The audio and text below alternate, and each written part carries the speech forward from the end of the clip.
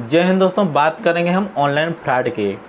जिस प्रकार से वर्तमान में सभी काम ऑनलाइन हो रहे हैं, उसी प्रकार से ऑनलाइन फ्रॉड भी अपनी चरम सीमा पर है।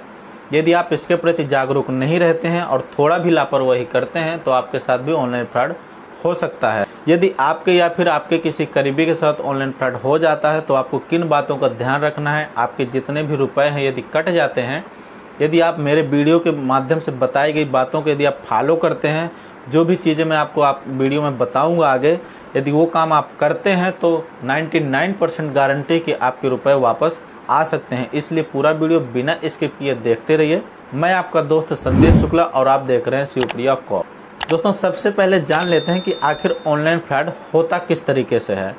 तो आपकी जितनी भी सोशल साइट्स हैं, जैसे फेसबुक, इंस्टाग्राम, ट्विटर, व्हाट्सएप या फिर टेलीग्राम ग्रुप हो गया आदि, इन तरीके से जो भी स्कैमर है आपसे कांटेक्ट करते हैं, यानी अननोन पर्सन या फिर आपका अपना बन करके डायरेक्टली जो है आपसे कांटेक्ट करेंगे, आपके फ्रेंड सर्किल में आ जाएंगे और आपसे कांटेक्ट करने के बाद आपसे बातें करेंगे या फिर किसी मेल के माध्यम से या फिर मैसेज के माध्यम से आपको लिंक भेजेंगे। मतलब किसी भी तरीके से आपसे कांटेक्ट करेंगे और आपका जो भी निजी डेटा है और वित्तीय डेटा है उसको जैसे ही वो लोग पा जाते हैं उसके बाद आपको परेशान करते हैं, या फिर जो वित्तीय डेटा यदि पूर्णतः मिल गया तो डायरेक्टली आपके साथ स्कैम कर लेते हैं। इसलिए आपको बहुत ध्यान रखना है इन चीज़ों पर कि आपके जितने भी फ्रेंड सर्किल हैं और जो भी आपसे अननोन पर्सन कांटेक्ट करता है, आप तभी उनसे जुड़िए जब यदि आप उनको जान रहे हैं।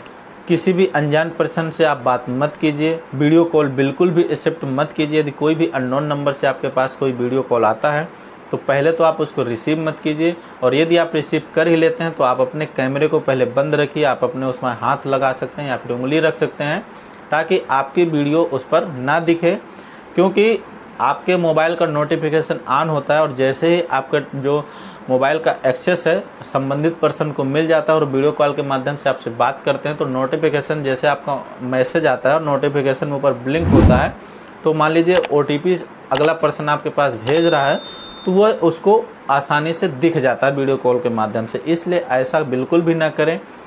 कोई भी आप जैसे सामान बेच रहे हैं, पुराना OLX हो गया आदि किसी भी वेबसाइट पर सामान बेच रहे हैं तो संबंधित स्कैमर जो है बायर बन के आपसे कॉन्टैक्ट करेगा और डिटेल लेकर के आपके साथ स्कैम कर सकता है। तो इन चीज़ों को आपको ध्यान रखना है। मान लीजिए आप किसी ATM मशीन से ट्रांजैक्शन कर रहे हैं तो वहाँ पर भी हैकर उपस्थित रह सकता है और अपना डिवाइस के माध्यम से आपका डेटा ले सकता है। इसलिए आपको हर जगह सतर्क रहना है।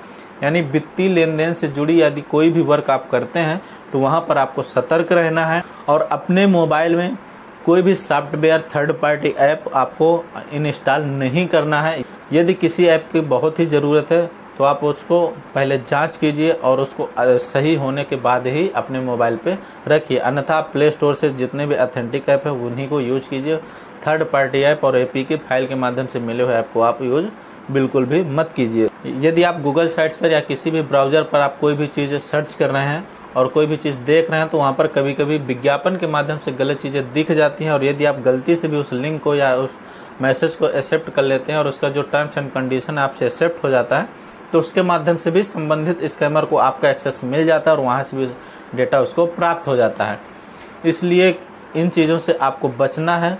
और संबंधित पर्सन के पास जब आपका डेटा चला जाता है तो आपको वो पुलिस होने का दावा करते हैं और फ़ोन करते हैं आपके पास, या फिर जो है आपसे को डराएंगे। एक तरह से वर्तमान में डिजिटल अरेस्ट चल रहा है, तो डिजिटल अरेस्ट में क्या होता है कि आपके पास स्कैमर या तो पुलिस अधिकारी या फिर माननीय न्यायालय या फिर आपके संबंधित विभाग का पर्सन होकर के आपसे फ़ोन करेंगे और आपको डराएंगे, धमकाएंगे। तो उनके लुभावने ऐसे बातों पर नहीं आना, डरना बिल्कुल भी नहीं है। यदि आपका कोई भी काम है या कोई ऐसी बात है तो आप अपने संबंधित विभाग में संपर्क कीजिए, वहाँ से आप सही कीजिए, बात को जांचिए उसमें कि हाँ ये बात सही है या गलत है, इसके बाद ही उस पर आप एक्शन लीजिए।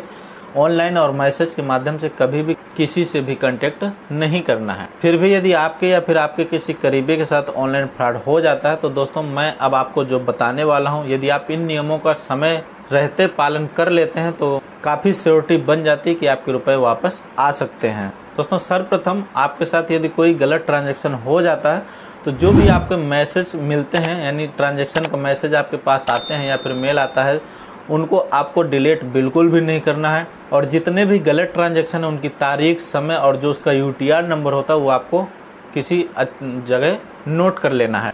इसके बाद तुरंत आपको बिना विलंब किए जो साइबर क्राइम का टोल फ्री नंबर 1930 यानी 1930 पर आपको कॉल करना है। दोस्तों ये नंबर थोड़ा बिजी भी रहता है, इसलिए हो सकता है एक बार दो बार में कॉल ना लगे।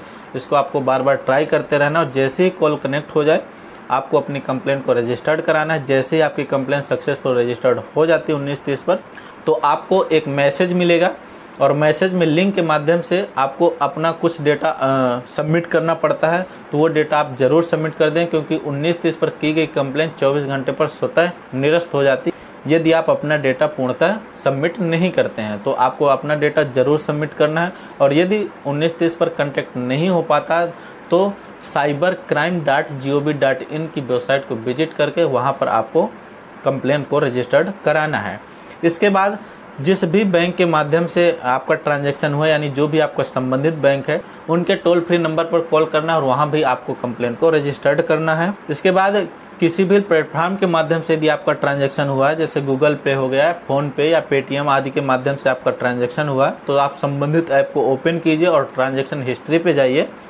और जैसे ही संबंधित ट्रांजैक्शन को आप ओपन करेंगे तो उस पर राइट साइड में सबसे ऊपर हेल्प सेंटर का ऑप्शन आता है। उस पर हेल्प सेंटर जैसे आप ओपन करेंगे तो वहाँ पर भी आप फ्रॉड ट्रांजैक्शन की शिकायत को रजिस्टर्ड कीजिए। और तत्पश्चात आप जो है NPCI की वेबसाइट पर विजिट कीजिए और वहाँ पर भी UPI गलत ट्रांजैक्शन की शिकायत को रजिस्टर्ड कीजिए। जैसे ही उपरोक्त कंप्लेन आपके घर बैठे यानी तत्काल जो है ऑनलाइन रजिस्टर्ड हो जाती हैं, इसके बाद आपको जो भी आपकी ब्रांच है, यदि आप समय रहते हैं वहाँ जा सकते हैं, विजिट कर सकते हैं, तो आप जितना जल्दी हो सके आप अपने ब्रांच में विजिट कीजिए और अपने मैनेजर साहब से मिलिए और उनसे जो है रिटन में कंप्लेन कीजिए, जिसमें आप अपना UTR नंबर, डेट और समय के साथ साथ जितने भी ट्रांजैक्शन जितने रुपए का हुआ सभी बातें उस पर मेंशन कीजिए और उनसे मौखिक भी बताइए और रिटर्न में शिकायत को रजिस्टर्ड कीजिए।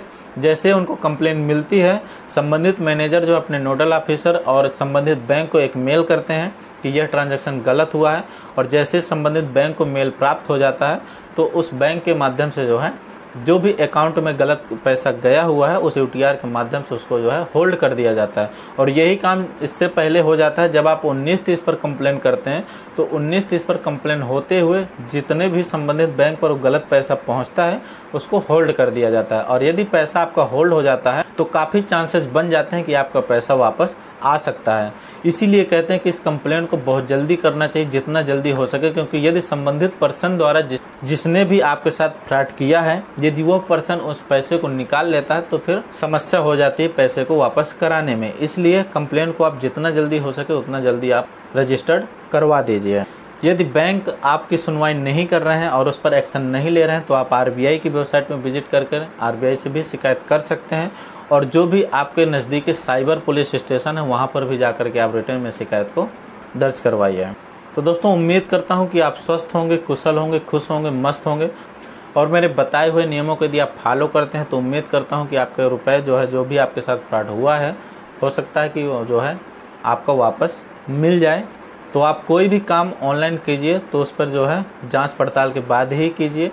कोई भी गलत वेबसाइट पे विजिट मत कीजिए, कोई भी गलत ऐप मत इंस्टॉल कीजिए, थर्ड पार्टी ऐप बिल्कुल मत यूज कीजिए, किसी भी अननोन नंबर की वीडियो कॉल मत एक्सेप्ट कीजिए, किसी भी अनजान पर्सन से बात मत कीजिए, ना ही उसकी फ्रेंड रिक्वेस्ट एक्सेप्ट कीजिए। और जितने भी आपके सोशल मीडिया अकाउंट हैं उन पर जो है 2 स्टेप वेरिफिकेशन ज़रूर ऑन रखिए और प्राइवेसी लगा के रखिए, ताकि आप किसी भी स्कैम के शिकार ना हो सकें। अपना ध्यान, अपने परिवार का ध्यान रखिए और इस वीडियो को अपने करीबियों तक ज़रूर भेजिए ताकि उनको भी इस चीज़ के बारे में जानकारी मिले और किसी के साथ भी ऑनलाइन फ्रॉड ना हो सके। और यदि आपके मन में कोई भी कन्फ्यूजन है, कोई सवाल है तो आप कमेंट बॉक्स में लिखिए, उसका जवाब ज़रूर दिया जाएगा। Thanks for watching.